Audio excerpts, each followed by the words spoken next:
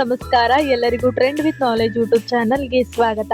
ಇವತ್ತಿನ ಒಂದು ವಿಡಿಯೋದಲ್ಲಿ ನಾವು ಕಿತ್ತೂರು ರಾಣಿ ಚೆನ್ನಮ್ಮ ವಿಶ್ವವಿದ್ಯಾಲಯ ಬೆಳಗಾವಿ 5ನೇ ಸೆಮಿಸ್ಟರ್ BA 5ನೇ ಸೆಮಿಸ್ಟರ್ನ ರಾಜ್ಯಶಾಸ್ತ್ರ ವಿಭಾಗದ ಕಡ್ಡಾಯ ಪೇಪರ್ ಅಂತ ಒಂದನ್ನ ನೋಡ್ತಾ ಇದೀವಿ. ಅದೇ ಸಾರ್ವಜನಿಕ ಆಡಳಿತ.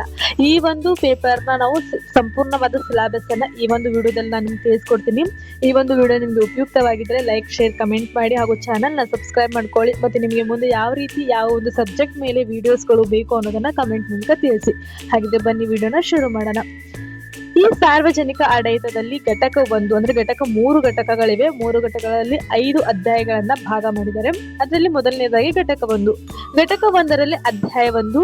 ಅಧ್ಯಾಯ 1ರಲ್ಲಿ ಪರಿಚಯ ಮೊದಲನೇದಾಗಿ ಬರೋದು ಪರಿಚಯ. ಸಾರ್ವಜನಿಕ ಆಡಳಿತ ಅರ್ಥವನ್ನ ನಾವು ತಿಳ್ಕೊತೀವಿ, ಅದರ ಸ್ವರೂಪವನ್ನ ತಿಳ್ಕೊತೀವಿ ಮತ್ತು ಅದರ ವ್ಯಾಪ್ತಿಯನ್ನ ನಾವು ಪರಿಚಯದಲ್ಲಿ ತಿಳ್ಕೊತೀವಿ.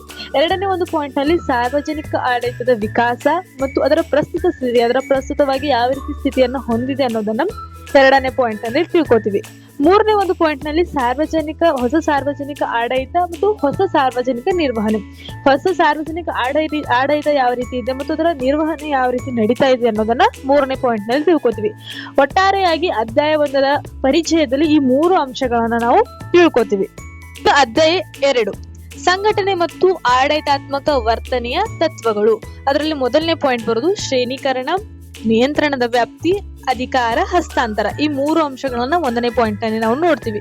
2ನೇ ಪಾಯಿಂಟ್ ನಲ್ಲಿ ನಿರ್ಧಾರ ಕೈಗೊಳ್ಳುವ ಪ್ರಕ್ರಿಯೆ ಮತ್ತು ತಂತ್ರಗಳು, ಸಂವಹನ, ಸಿಬ್ಬಂದಿಯ ಮನೋಬಲ. ಈ 3 ಅಂಶಗಳನ್ನ 2ನೇ ಪಾಯಿಂಟ್ ನಲ್ಲಿ ತಿಳ್ಕೊತೀವಿ. 3ನೇ ಪಾಯಿಂಟ್ ನಲ್ಲಿ ಸಾಂಪ್ರದಾಯಿಕ ಮತ್ತು ಆಧುನಿಕ ನಾಯಕತ್ವದ ಸಿದ್ಧಾಂತಗಳು. ಸಾಂಪ್ರದಾಯಿಕವಾಗಿ ಯಾವ ರೀತಿ ನಾಯಕತ್ವದ ಸಿದ್ಧಾಂತಗಳಿವೆ ಮತ್ತು ಆಧುನಿಕವಾಗಿ ಯಾವ ರೀತಿ ನಾಯಕತ್ವದ ಸಿದ್ಧಾಂತಗಳು ಇವೆ ಅನ್ನೋದನ್ನ 3ನೇ ಒಂದು ಪಾಯಿಂಟ್ ನಲ್ಲಿ ನಾವು ತಿಳ್ಕೊತೀವಿ. ಒಟ್ಟಾರೆಯಾಗಿ ಈ 3 ಅಂಶಗಳನ್ನ ನಾವು ಅಧ್ಯಾಯ 2ರಲ್ಲಿ ನೋಡುವಂತದ್ದು. ಇನ್ನು ಘಟಕ 2. ಘಟಕ 2ರಲ್ಲಿ ಅಧ್ಯಾಯ 3 ಬರುತ್ತೆ. ಅದರಲ್ಲಿ ಸಿಬ್ಬಂದಿ ಆಡಳಿತ. ಅದರಲ್ಲಿ ಮೊದಲನೇದಾಗಿ ಬರುವುದು ನೇಮಕಾತಿ, ತರಬೇತಿ, ಬಡ್ತಿ ಮತ್ತು ನಿವೃತ್ತಿ. ಅಂದ್ರೆ ಸಿಬ್ಬಂದಿಗಳನ್ನ ಆಡಳಿತದಲ್ಲಿ ನಾವು ನೇಮಕ ಮಾಡ್ಕೋತೀವಲ್ಲ, ಅವರ ಒಂದು ನೇಮಕಾತಿಯನ್ನಾಗಿರ್ಬೋದು, ಅವರ ತರಬೇತಿಯನ್ನಾಗಿರ್ಬೋದು, ಬಡ್ತಿಯನ್ನಾಗಿರ್ಬೋದು, ನಿವೃತ್ತಿಯನ್ನ ಯಾವ ರೀತಿ ಮಾಡಲಾಗಿದೆ ಅನ್ನೋದನ್ನ ನಾವು 3ನೇ ಅಧ್ಯಾಯದ 1ನೇ ಪಾಯಿಂಟ್ ನಲ್ಲಿ ನಾವು ನೋಡ್ತೀವಿ. ಇನ್ನು 2ನೇ ಪಾಯಿಂಟ್ ನಲ್ಲಿ ಉದ್ಯೋಗದಾತ, ಉದ್ಯೋಗಿ ಸಂಬಂಧಗಳು ಹಾಗೂ ದೂರು ನಿವಾರಣಾ ವ್ಯವಸ್ಥೆಗಳನ್ನ ನಾವು 2ನೇ ಪಾಯಿಂಟ್ ನಲ್ಲಿ ನೋಡ್ತೀವಿ. 3ನೇ ಪಾಯಿಂಟ್ ನಲ್ಲಿ ನಡವಳಿಕೆ ಸಂಹಿತೆ ಮತ್ತು ಆಡಳಿತಾತ್ಮಕ ನೈತಿಕತೆ. ಈ 3 ಅಂಶಗಳನ್ನ ನಾವು ಈ 3ನೇ ಅಧ್ಯಾಯದಲ್ಲಿ ಘಟಕ 2 3ನೇ ಅಧ್ಯಾಯದಲ್ಲಿ ನೋಡ್ತೀವಿ. ಈಗ ಘಟಕ 2ರಲ್ಲಿ ಅಧ್ಯಾಯ 4 ಕೊಟ್ಟಿದ್ದಾರೆ. ಅದರಲ್ಲಿ ಹಣಕಾಸು ಆಡಳಿತ. ಅದರ ಮೊದಲನೇ ಒಂದು ಪಾಯಿಂಟ್ ಬಜೆಟ್ನ ಅರ್ಥ, ತತ್ವಗಳು, ತಯಾರಿಕೆ ಮತ್ತು ಅಂಗೀಕಾರ. ಬಜೆಟ್ ಅನ್ನ ಯಾವ ರೀತಿ ತಯಾರು ಮಾಡ್ತಾರೆ ಅನ್ನೋದನ್ನ, ಅಂಗೀಕಾರ ಯಾವ ರೀತಿ ಮಾಡ್ತಾರೆ ಅನ್ನೋದನ್ನ, ಮತ್ತೆ ತತ್ವಗಳನ್ನ ಏನ್ ಮಾಡ್ತಾರೆ ಅನ್ನೋದನ್ನ 1ನೇ ಪಾಯಿಂಟ್ ನಲ್ಲಿ ನೋಡ್ತೀವಿ. 2ನೇ ಪಾಯಿಂಟ್ ನಲ್ಲಿ ಹಣಕಾಸಿನ ಉತ್ತರಾದಿತ್ವ, ಲೆಕ್ಕಪತ್ರಗಳು ಮತ್ತು ಲೆಕ್ಕ ಪರಿಶೋಧನೆ. ಇದನ್ನ 2ನೇ ಪಾಯಿಂಟ್ ನಲ್ಲಿ ನಾವು ನೋಡ್ತೀವಿ. ಇನ್ನು ಘಟಕ 3 ಅಧ್ಯಾಯ 5. ಇದು ಕೊನೆಯ ಒಂದು ಘಟಕ ಮತ್ತು ಕೊನೆಯ ಒಂದು ಅಧ್ಯಾಯ. ಇದರಲ್ಲಿ ಸಾರ್ವಜನಿಕ ಆಡಳಿತದಲ್ಲಿನ ಸಮಕಾಲೀನ ವಿಷಯಗಳ ಕುರಿತು ನಾವು ನೋಡ್ತೀವಿ. ಅದರಲ್ಲಿ ಮೊದಲನೇದಾಗಿ ಬರುವುದು ಅಭಿವೃದ್ಧಿ ಆಡಳಿತ. 2ನೇದಾಗಿ ಉತ್ತಮ ಆಡಳಿತ.